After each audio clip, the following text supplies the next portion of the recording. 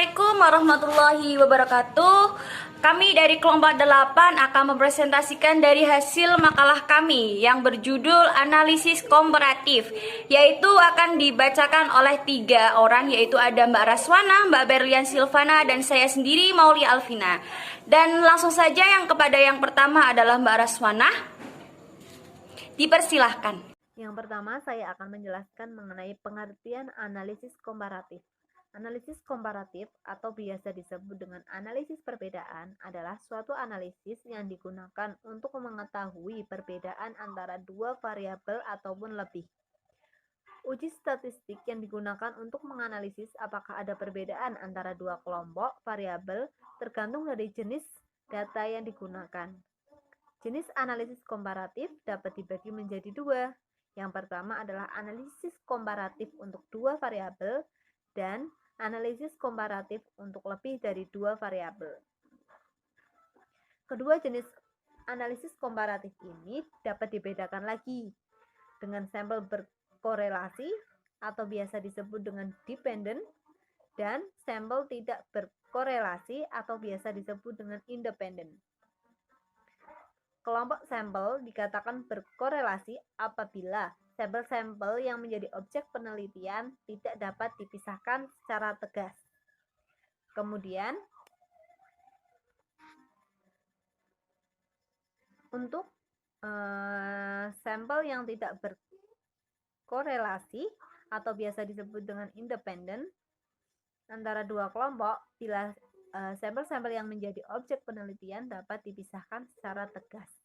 Artinya, anggota sampel kelompok A tidak ada yang menjadi anggota dari kelompok B. Selanjutnya yaitu analisis komparatif dua sampel berkorelasi atau dependence. Uji ini digunakan untuk mengetahui ada tidaknya perbedaan nilai rata-rata antara dua kelompok data yang berpasangan. Maksud dari berpasangan yaitu satu sampel mendapat perlakuan berbeda dari dimensi waktu. Untuk menganalisis dua sampel berkorelasi dengan jenis data interval atau rasio digunakan uji T dua sampel atau sample paired test. Untuk menghitung sampel berkorelasi bisa menggunakan yang pertama tahapan menghitung dua sampel berkorelasi atau dependence, yang kedua menghitung nilai rata-rata sampel sebelum dan sesudah perlakuan, yang ketiga menghitung nilai varian sebelum dan sesudah perlakuan, keempat menghitung nilai deviasi standar, dan terakhir menghitung nilai. Untuk lebih jelasnya bisa dilihat di makalah untuk contoh-contohnya. Nah, yang terakhir adalah sampel independen tidak berkorelasi. Menguji hipotesis dua sampel independen adalah kemampuan generasi rata-rata dua sampel yang tidak berkorelasi. Misalnya adalah perbandingan dari hasil petani dan nelayan, maksudnya penghasilan dari petani dan nelayan, disiplin kerja pegawai negeri dan swasta, teknis yang digunakan untuk menguji hipotesis komparatif menggunakan jenis datanya.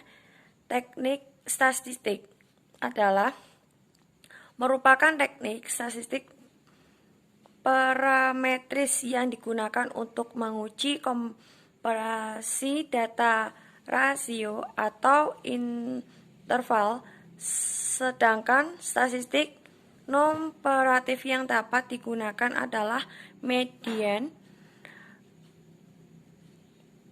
mean, dan kuadrat.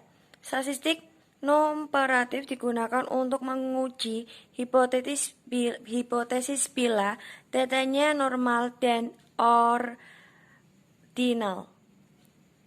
Nah, lebih lengkapnya bisa dibuka dari makalah kami. Kurang lebihnya kami mohon maaf. Wabillahi taufik wal hidayah. Wassalamualaikum warahmatullahi wabarakatuh.